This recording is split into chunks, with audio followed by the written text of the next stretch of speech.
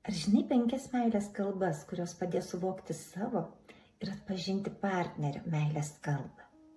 Pirmoji meilės kalba yra palaikymo žodžiai. Tai dažnai išsakomi komplimentai, pasidžiaugimai, padrąsinimai, pastebėjimai net mažų žingsnelių ir pasiekimų. Antroji meilės kalba yra laiko leidimas kartu. Ji turi 2 kryptis. Pirmoji yra kalbėjimasis, kai surandama tam tikra vieta ir laikas ir gebama išklausyti kitą, atliepti jo jausmus ir išsakyti savo.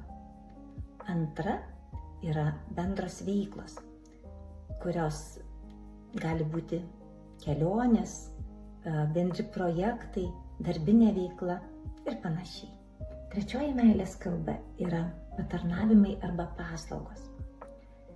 Jeigu man ši meilės kalba yra svarbi, mane labai džiugina ir atliepia, kai grįžusi namo, aš randu paruoštą vakarienę, išplautus indus ar sutvarkytą kambarį. Ketvirtoji meilės kalba yra dovanos. Jau galite pastebėti kartais, kai maži vaikai nuolat jums vynioja į saldainių popieriukus, akmenėlius ir dovanoja. Tai rodo, kad ta meilės kalba yra dovanos. Ir nesvarbu kokios jos. Tai gali būti lauko gėlių puokštė ar išmoningai įvyniotas šokoladukas, bet tai pripildo mano meilės resursą. Penktoji meilės kalba yra fizinis prisilietimas. Tai gali būti bučinys, apkabinimas, ėjimas susikabinus už rankų, prisiglaudimas.